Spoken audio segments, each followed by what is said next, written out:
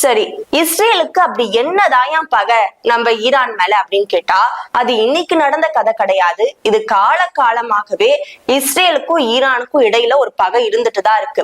அது ஏன் அப்படின்னா, ஈரான்ல 1979க்கு முன்னாடி வரைக்கும் அரசர்கள் ஆட்சி தான் அந்த இடத்துல நிலவிட்டு இருந்தது.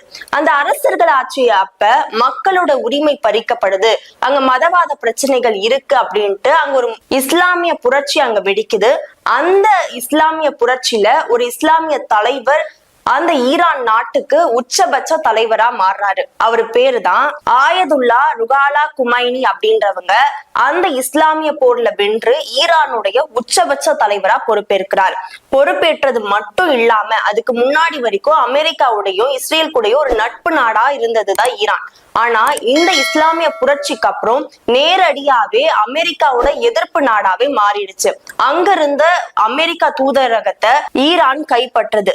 அதுக்கப்புறம் ஈரான் இஸ்ரேல் அமெரிக்காவுடனான ஒரு நட்புன்றது அங்க நிறுத்தப்பட்டு அது எல்லாமே பகைமையா மாறிடுது.